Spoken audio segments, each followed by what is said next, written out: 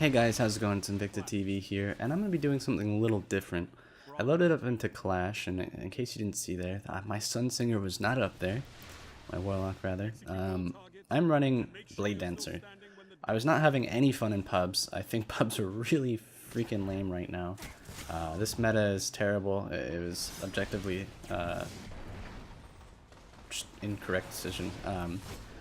But I decided I was going to do something a bit different, inspired by my friend, old friend Cammy Cakes, who I unfortunately have not had the pleasure of talking to often in the last couple of years, but we go back from year one.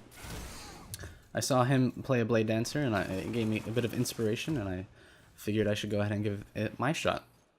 So of course I'm running Palindrome with Icebreaker. I have the invisibility on for crouching because Hungering Blade is fairly useless these days with the way the health regen works on Bladedancer and on just melees in general, of course.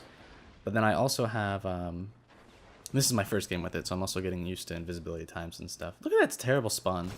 Welcome to Destiny. But,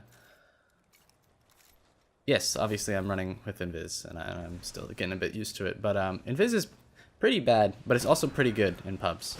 It's a lot to focus on in. Look how far away from that smoke nade I am. It's hard to focus on in sixes when there's so many players. It's also not really about being invisible, as simply being off radar. If you don't know, if you're not sprinting, you are off radar while invis.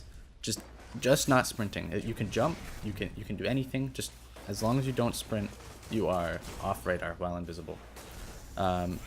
So it's quite important to use that to be able to get your advantage on opponents, to be able to push some kind of flank maybe, to be able to simply come around the corner when he isn't realizing that you will be coming around the corner because you can't see the radar changing, etc. So moving on into really how I'm going to be playing this, it's important to play slow.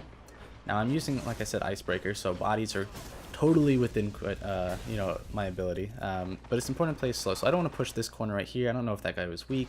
I'm waiting to see which enemy's going to push. Turns out they both don't, and now I'm going to push kind of to go help my buddies and get them from behind. They didn't realize I was still there.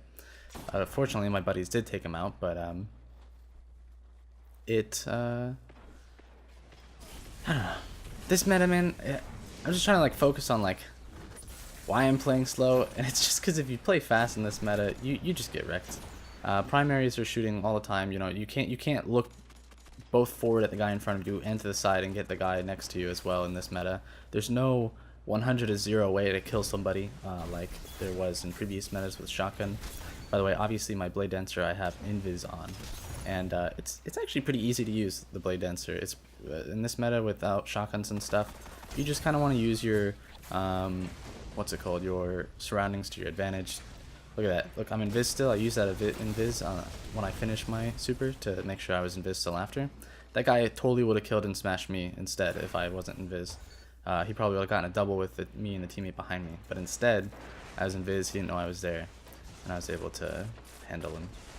Also, I'm running skip grenades, because skip grenades are arguably the most broken grenades in the game. Second only to possibly lightning grenades and spike grenades. They literally take 0 aim and they have full aim assist. It's so dumb. But you see me playing, a little bit slower here, little just out of range, like off screen, stuff like that. You can use your double jump fairly effectively with Bones of AO on too. I think Bones of AO is probably the way to go as a Bladedancer. Clearly Mask of the Third Man sucks. Tarantella, or Tarantula, I don't know how you want to say that, is an option, a good option, because you can get your grenades back a little bit faster, about 6 seconds faster. I think or 5 seconds faster. I think instead of 24 seconds, you get them back at 19. Shinobu's Vow is obviously an option, just for double skip grenade things, but once more, I prefer Bones of AO. I think Bones of AO really allows you to be a lot better with your jumps. It allows you to be a lot better in combat. It allows you to trick up your opponent, get a couple easy snipes. Really, this is how you play. This is how you play the Bladedancer classes. This is how you play pubs. You simply focus your primary game on anything that's directly in front of you. You use a sniper, obviously Icebreaker in this case, to take care of enemies that are at distance and or not looking at you, and because you can get an easy lineup shot. You can just aim up on their head, especially if they're looking another way and standing still. You can just body them to help out your teammates, whatever. 160 damage is a lot to take on from a body shot. Actually, I think it's a bit broken how high that damage is. But obviously I do run swords, so this heavy is a bit useless for me. I'm just trying to defend it. Also, I am not used to sniping with the Icebreaker yet. Like I said, this is like a really I